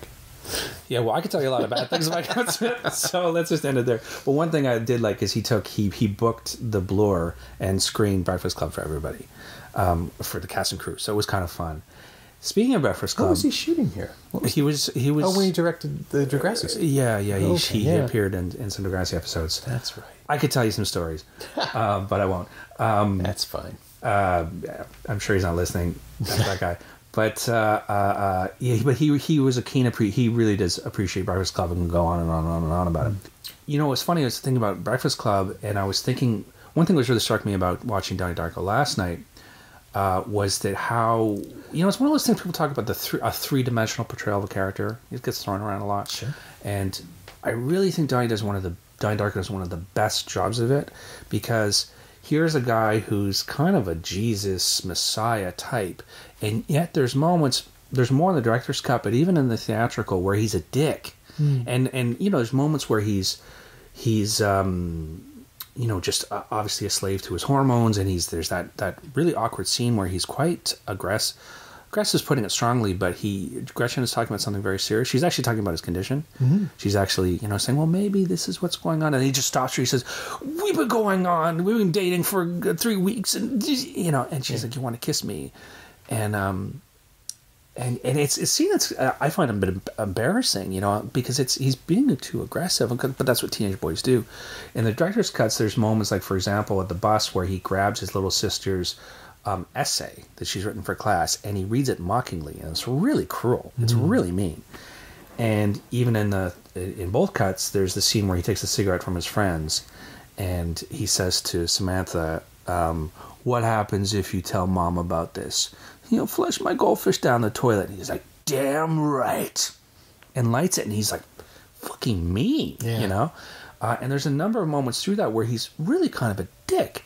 And that's what I find, obviously there's Tony Soprano and all these great characters that are, really warts and all, but I thought Donnie Darko does a really good job of that. And maybe it's just not common with teenagers. Maybe it's I'm so attuned, having written teenagers for so long. I mean, we try to do that in Degrassi to have warts and all, but it's difficult to do because you want to put people into one basket. Yeah, you steer into black and white, good and bad, and with teenagers it's simple because when you're a kid, and this is what Donnie Darko the movie does, you perceive things in polars, in poles, in opposites. Yeah, absolutely, right and wrong. Yeah, and Donnie's family is allowed to be shitty with him, and he can be shitty back to them because they're family. And if you follow the martyrdom story, then they are his sort of his holy disciples, not his holy disciples, whatever Joseph and Mary were, whatever they were to Jesus. They're become, like God adjacent. Yeah, they're beatified after the fact. Yeah. They're saints. They'll become saints in this religion that no one will ever know about because, of course, the loop is closed and they never understand the sacrifice. And that's the martyrdom narrative that's fascinating to me, is that you're watching someone who is not perfect in any definition choose to make this sacrifice and to do it unprompted, unbidden. Frank is the only person telling him, and he's being cryptic about it. And he does it right after he shoots Frank in the eye. Right. Which is a bit of an overreaction, I think. I mean, I understand Frank ran over his girlfriend, but it's not even like Frank was drunk. Right. I mean, no, he only ran. It was an accident, straight up accident. She was in the middle of the road, and it was damn Roberta Sparrow always getting in the road, and he runs her over, and it's just, and she, Gretchen goes, Donnie, right before she's run over. It's really heartbreaking. Yeah. And I understand that he's super pissed, as I would be. But it's the opposite of a Christ decision, right? He doesn't forgive. He kills the dude. Executes him. He executes him. And there's something about that eye, that he shoots him in the eye. It really reminds me of Oedipus a little bit. Whenever anyone's blind, I always go to Oedipus. Okay. And it made me think about something. Do you know that Frank the Bunny is his sister's boyfriend? Yes. Yeah, right? That's in there. So there is. I'm not suggesting that the whole thing has got a Freudian. I'm not suggesting there's a thought-out Freudian interpretation movie. There isn't. But I do think there's a bit of an overtone to the fact that his sister's boyfriend, he shoots and blinds him in one eye, which really reminds me of Oedipus. There's something a little Freudian going on there that I think is just sort of nipping at the surface that is interesting. And whether Kelly, I think it might be unintended. But certainly I didn't notice until maybe the second or third time that Frank the Bunny was her boyfriend. Right. Well, I mean, it's held back. It's only revealed at the party. Yeah, and it's subtle, right? Mm-hmm. Yeah, there's no dialogue, right? It's just a glimpse. I think. Yeah, she says, "Where's Frank?" And then she goes to the fridge, and it says, Frank was here, gone for beer, right? And it's the same handwriting that was used to spray paint They Made Us Do It. Mm-hmm. So that's what's so amazing about that film. There's so many overlapping things. He's just seeded it all so perfectly. Yeah. One thing that I always you mentioned before about the loop. It's probably the first time I've seen it. Now I think it's almost a trope or a cliche. But the first moment, well, the first shot is of course approaching him on what's supposed to be Carpathian Ridge, and he's there by his bicycle. And then you're behind him, and he's waking up, and he's shaking it off, and he stands up, and it's sort of like, I guess, a medium on him, and it says Donnie Darko, and he smiles, and he laughs. It's that unnerving sunrise shot, too. Yeah. It feels digital, but it probably isn't. Yeah, and it was the first shot they did in the whole film. Okay. Oh, actually, apparently the first time they did it, there was a wobble, so they had to go back and do it the second day. I know too much about this movie. But he has this smile, right, on his face, and he's thinking about something, and he laughs. And then at the end of the movie, or not right at the end, but the last moment when he decides to be in bed and get killed, he laughs, right? He's laughing his ass off. Mm-hmm. So there's certainly a loop. There's the possibility of a loop going on, that the film, that he's gone back to the beginning. Now, I don't believe this is canon or true, but you could look at it as, if you've seen the film 10 times as I have, that when you're starting the film, that you're just starting the loop again, and that he knows he's laughing because he's thought about everything that's going to happen, or that he's experienced. That's not canon. Some people on the message boards will talk about that, but there's certainly, if you look at it, there's something about his knowing smile. He was probably just thinking about whatever, but he's such a good actor that the smile when it says Donnie Darko is a sort of like, huh, can you believe that fucking shit? I just went through all this crazy shit and I'm about to do it again. You know, it does lend itself to that. It reminds me of this kids book I read to my kids. We are in a book, Elephant and Piggy, which is wonderful if you have kids. It's I know the Mo Willems. Mo Willems, right? Yeah. He's won all the awards. And there's one, it's the best book in the series, where they realize they're in a book. Okay. And they're trying to get out of the book. It's brilliant. It's absolutely brilliant. Ugh. And the first frame of the book is Piggy winking at you and saying, thanks. And you're like, huh? And then you get to the end, because they realize they're potentially going to die when the book is ending. They're like, we'll be okay if the reader reads it again. Oh, nice. So the first frame is Piggy going, thanks. And it's, I don't know what a crazy reference, but Donnie Darko does have that feeling for me too. I'm just imagining being 3 years old and encountering that book. I would never sleep again. Well, it's you know, that's heavy going for children. It is. It's very. It really is. I would rather worry about whether the pigeon is going to drive the bus or not. That seems much safer. That's the thing. As kids' literature goes. I know. You know what's so funny? I guess it's not surprising that I'm their father, but my son Gabriel says he's picked up That's Trippy. Nice. So, and I'm like, I wonder if he knows what I really mean when I say that. But he has picked that up. He has a sense of the absurd. Yeah. But what else was I? What else was I noticing? Nostalgia of the 25-year-old, 3D Portrayal, Last Temptation of Christ. That's pretty good. Yeah, that's pretty good. That's pretty good. I mean, it's a densely packed film, and just demonstrating here that you can go into it and find more things. There's so much to talk about. I think the laugh is just religious ecstasy. I think it's the climactic laugh of the release that he's done this and it's over. Yes. Yes. Whatever happens next is going to be. He's fine with it. He's fine with his decision. Yeah. But yeah, it could just as easily read as an echo, or an echo of an echo. An echo of an echo. Yeah, I think you're right. And it's going back to that scene I mentioned before with the whole fear of dying alone, right? And that how can there be a God if everybody dies alone? How could there be a God? Well, it doesn't actually mean there isn't a God. It just means that dying sucks. Yeah. And I think for me, that's something I get out of that movie, is that this is a kid who has gone, he's this extraordinary person because he's incredibly bright. But he's also just a regular teenager, and he goes on this incredible mind-bending journey that really kind of stares into the chasm of what is the meaning of everything. And if you could crack the code of the meaning of everything, would that not drive you insane? But he survives it, and he comes out the other end, and he faces it through the journey. He faces it with a lot of bravery. He's never really scared of Frank, although Frank is freaking terrifying. Yeah. He faces him, he tries to kill Frank and all of that. And yet he gets to the end, and he does become almost like, for a moment, like a god. Like you said, it is this moment of like religious ecstasy where he's like, I did it. I closed the universe. And by ripping the fuselage off one plane and throwing it back to the other universe, because it's actually what's going on, right? If you want the tangent universe theory, sure, yeah. But that's canon. I mean, that is what Kelly has said is going on, right?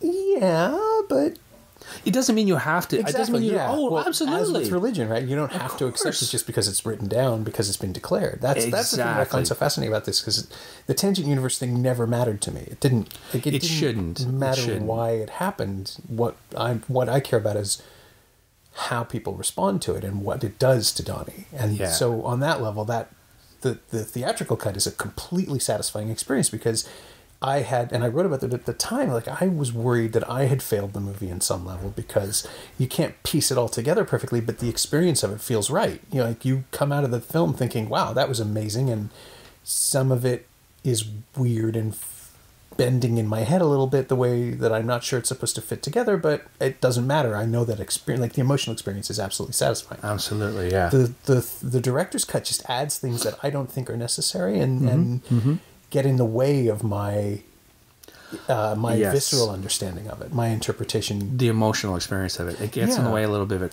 What I like, and I stumped for the director's cut before, I just wish you're absolutely right. Those plates that he puts in from Roberto Sparro's book, which are very explicit, and they're talking about water, and they're talking about this and that, and they're very cool. I mean, they're like he clearly obsessed over them, and they're important to him, and he's proud of it, and he wants people to see it. His explanation is that it's an addendum, or it's almost like or I should say, it's an annotated version, right? Right, it's coming from that literary thing of.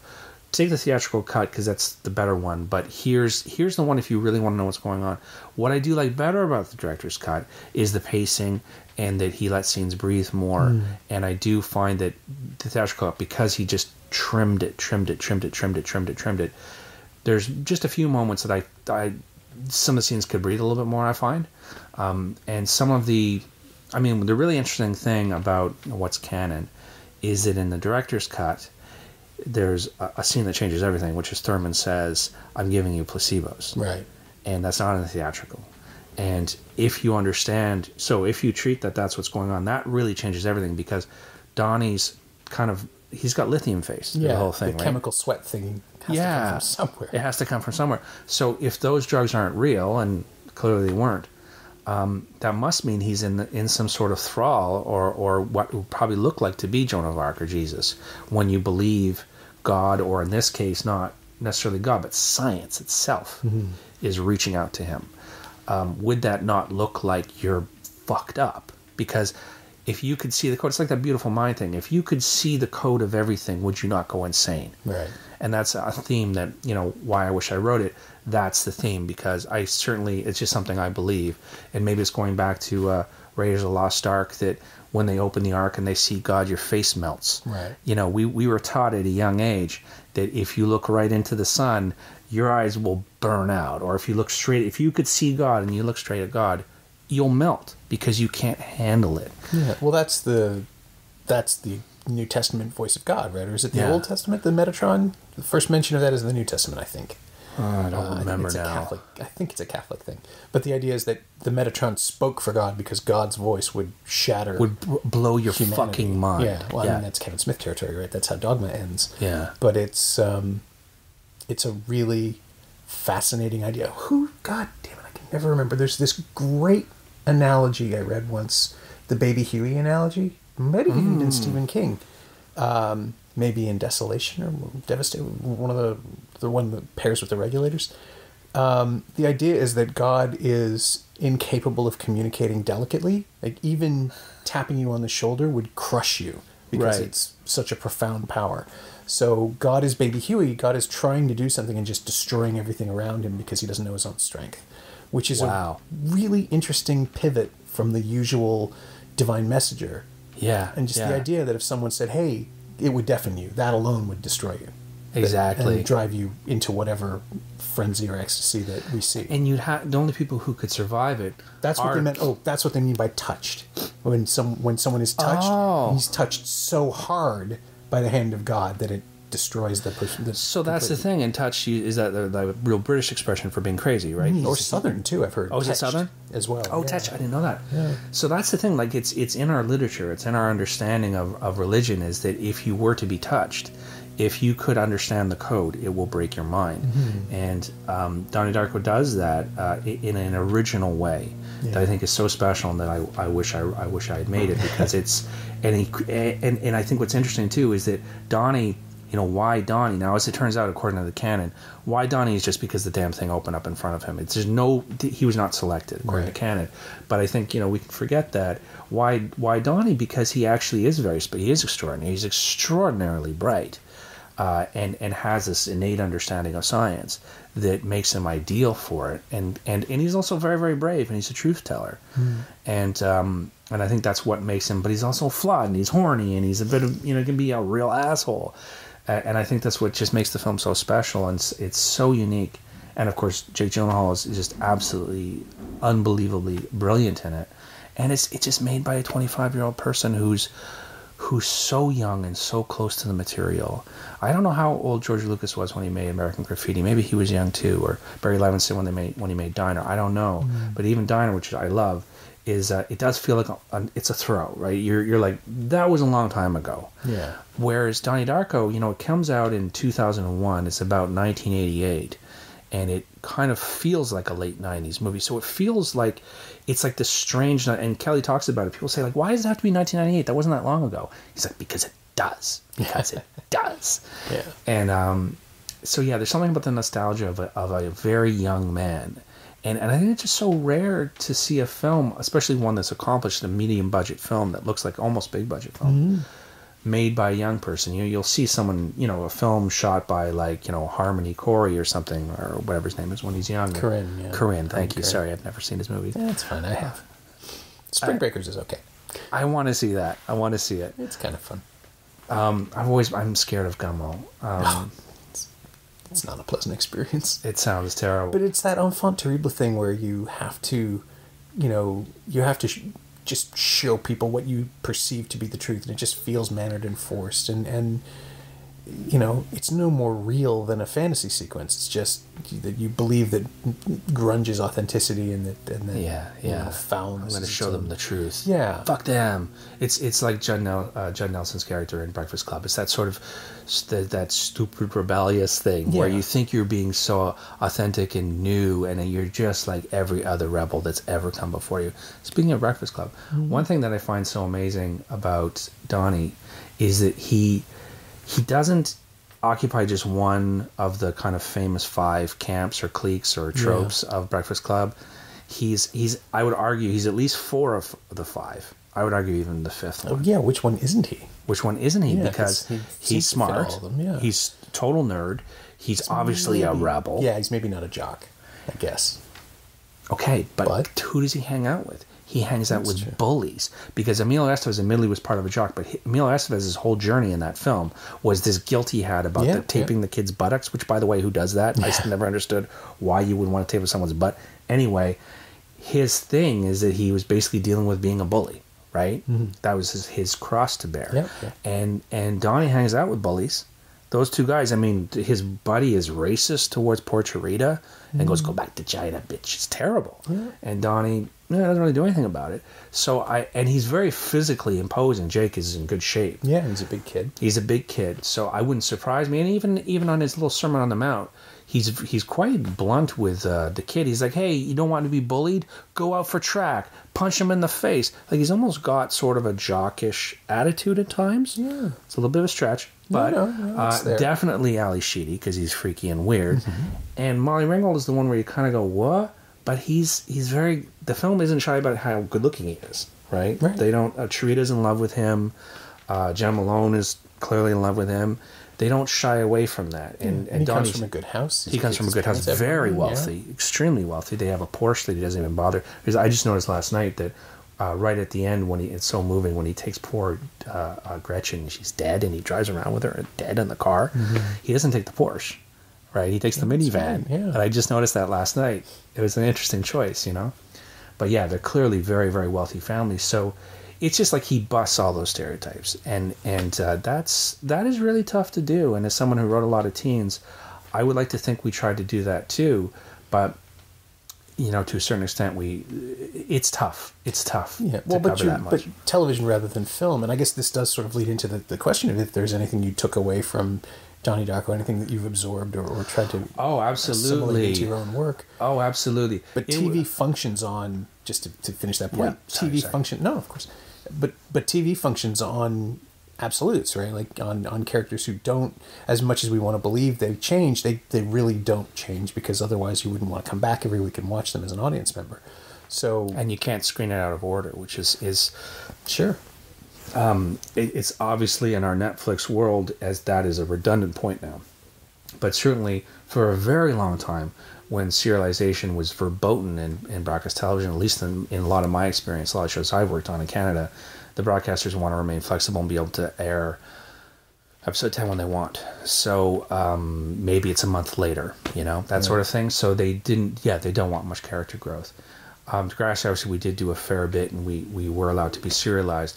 So what I would go to shows, let's say a show like Flashpoint, which I really enjoyed the experience of, and I very self-consciously put up a mini poster of Donnie Darko on my bulletin board, and it basically was wearing a freak flag. in that show. I'm not to suggest that anyone there was either offended or surprised that I would do it. I think they got the message that I was sort of an odd fit for the show. But I think others were too. I don't mean to suggest I was the only one on that show who didn't really fit the mold. So I would put it up there, and the poster followed me through almost every show I've done. So why is that? Because there was something about Donnie Darko that was unafraid to be weird and unafraid to not totally make sense and unafraid to have a character that was inconsistent. Because that's a note you get all the time. Even something I'm going through my pilot now where they say, I won't bore you with the details, but they're saying, well, that's inconsistent with the character you set up. I'm like, no, it isn't. They're a person. People surprise you.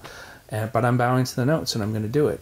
And I have often. But I found in the moments in my professional career that have been the most gratifying are moments when I'm able to, I'm not saying that I've been able to do Donnie Darko by any stretch, but I'm able to hold true to those lessons or that spirit of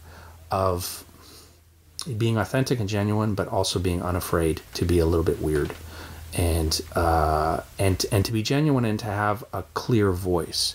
So I think that's something I've really got for it. And in terms of just the style of it, and is something I would really, really aspire to, and just the sort of it's genre, but it's very grounded in psychology and a bit of science as well. Yeah. So that's definitely been an influence on me when I get an opportunity to write genre, which I would love to write more of, frankly. So I think those are some of the things I've taken from it. So would you, if we go to the extra level of Donnie being a religious experience, are you a disciple or are you more of a skeptic? Oh, that's a good question. You know what? If I saw it a little bit older. I think one of the things I love about Donnie so much and why I wish I made it is that it brings me back to, so I saw it in my 30s, and it brought me back to not only being a teenager, but also brought me back to being what I would have loved to have done at 25. It's the film I wrote a script at 25 that was god-awful, just terrible.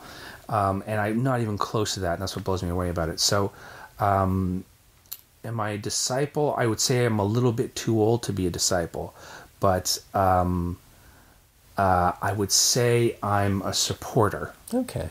So it's an aspirational thing. It's an aspirational thing. I think to follow Donnie, truly follow Donnie, I think it's really for like teenagers and for younger guys. So I'll put it this way. The younger James is absolutely a follower. Absolutely. Not even a follower. I would want to emulate it. I would want to go out and start my own Donnie Darko movement. But I'm too old now, so but it reconnects me to that time. It really brings me back, and it touches on all the things that I love about movies, especially at that age, especially when I was a younger man. Yeah. And I think that's why, I mean, I've seen it 10 times, and it moves me unlike any other movie, and it's flawed. It's not a perfect movie, and I think that makes it all the more beautiful. Just, I know it's a cliche, but the little chip in the tooth of the one you love is what makes them special, and makes you truly love them. As much as I love Kubrick, and I would never say anything bad about Kubrick, but sometimes some would say his films are so perfect they belong in a museum. I disagree, but I can understand the point. They're so perfect. They're like a Swiss watch, and Donnie Darko isn't. Yeah, it's not a Swiss watch. No, it's not. It's sort of a glorious mess. It's a bit of a glorious mess, but I would give anything to have been able to do something like that. My thanks to James Hurst, whose season of Frankie Drake Mysteries is now streaming on CBC's Gem app and at watch.cbc.ca. It's a fun show filled with actors who've done this podcast, and they're all having a great time in elaborate period costumes. You should check it out. You can find James on Twitter at Hurst_James, and you can find Donnie Darko on Blu-ray and DVD from Arrow Video in a truly intimidating special edition, offering both cuts of the film in new 4K transfers, all the extra features from the earlier Fox discs, and a new documentary that's pretty great. But if you just want to watch the film, the original Fox edition, the original one, not the director's cut, is out there for like a song. You can also find Donnie Darko on iTunes with all the Arrow extras at a very reasonable price. As always, you can find me on Twitter at Norm Wilner and elsewhere on the internet at nowtoronto.com. You can also find this podcast on Twitter at Semcast, S-E-M-Cast, and on the web at someoneelsesmovie.com. If you feel like leaving a review on iTunes or Apple Podcasts or wherever you enjoy the show, that would be greatly appreciated. Every little bit helps. It truly does. Thanks for your support. Thanks for listening. And Happy New Year.